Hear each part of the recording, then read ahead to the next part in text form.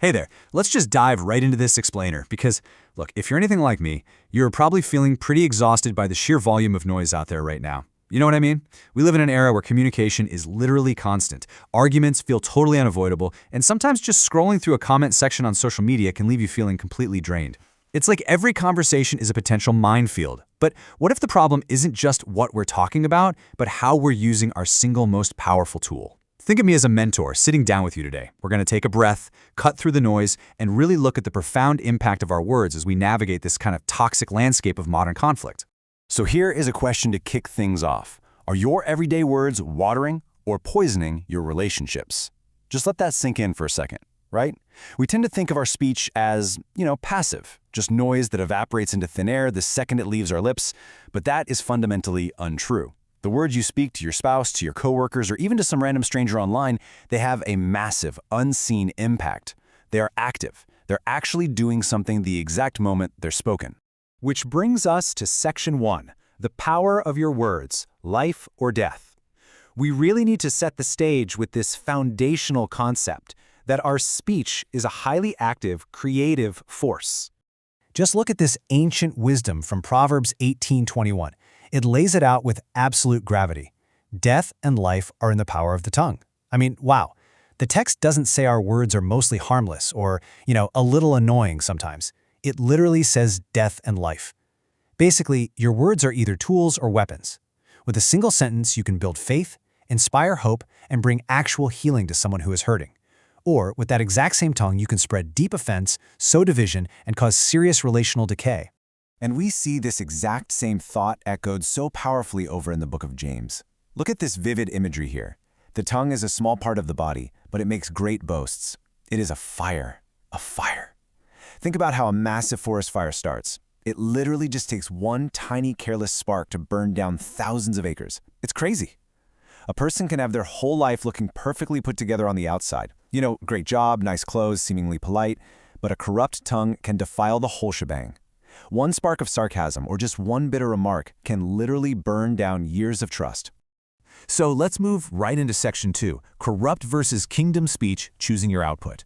We're going to contrast some of the destructive habits we all fall into with the kind of grace-filled speech described in biblical texts like Ephesians.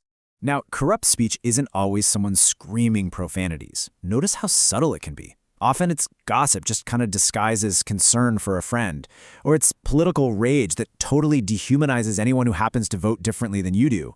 Sometimes it's masking straight-up cruelty by saying, hey, I'm just being real. But contrast that with kingdom speech. This is about seeking truth, absolutely, but doing it with respect and grace. It's offering correction with actual humility rather than arrogance. It's choosing words that heal instead of just pointing out everyone else's flaws. So why is it so incredibly hard to stay on that right side? Well, there's a really subtle tactic that trips us up, and it happens in 4 split-second steps. Step 1, an emotion is stirred. Maybe someone disagrees with you online. Step 2, that emotion triggers an immediate defensive reaction. Step 3, you bypass your brain entirely and use your mouth or your keyboard as an exhaust pipe for that feeling. And step 4, you damage a heart. This is exactly how our emotional triggers hijack our speech and end up causing absolute relational destruction. All right. Section 3, the garden and fountain, visualizing the impact. I want to give you a really vivid metaphor here to help you mentally visualize the unseen damage or the beautiful nourishment that's happening in literally every single conversation you have. Imagine that the heart of the person you're speaking to is a delicate, beautiful garden. When you use your words to speak truth in love, it's like you're acting as a fountain of life. You're pouring clean, refreshing water onto their soil, helping them grow. But corrupt speech, that acts as raw sewage. I mean, think about dumping a bucket of toxic sludge right onto a bed of roses. That is exactly what we do when we unleash sarcasm, rage, or gossip onto the people around us. We're literally contaminating their soil. Moving on to Section 4, the 2 wells parable, the danger of habitual choices.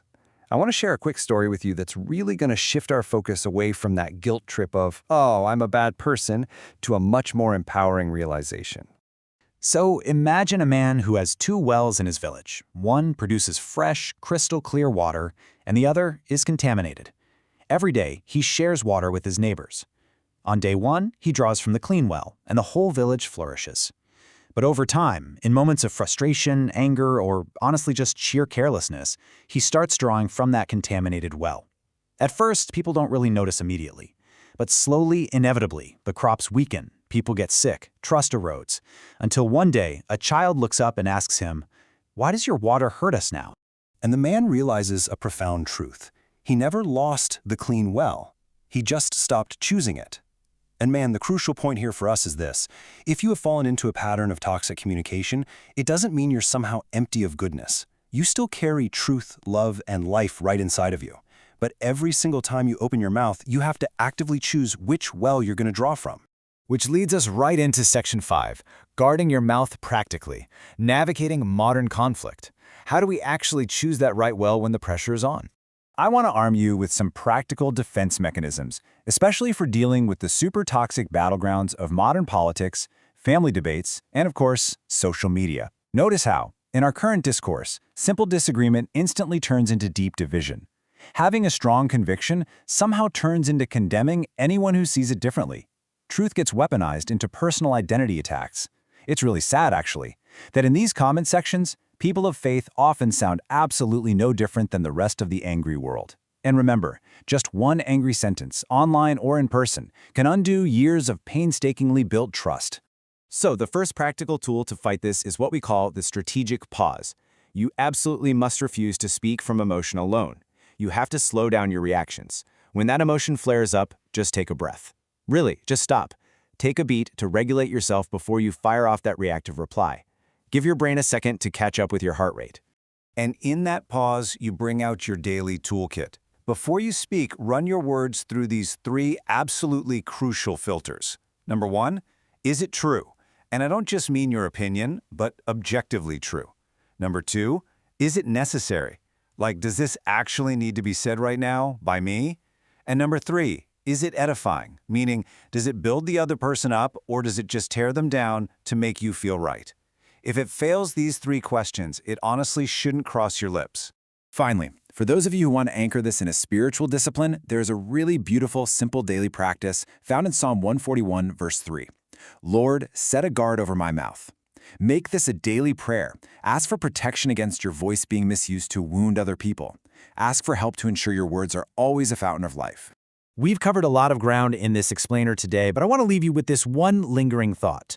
When people leave a conversation with you, whether it was just a quick chat at the grocery store, a really deep debate, or a quick reply on a forum, are they watered or are they poisoned?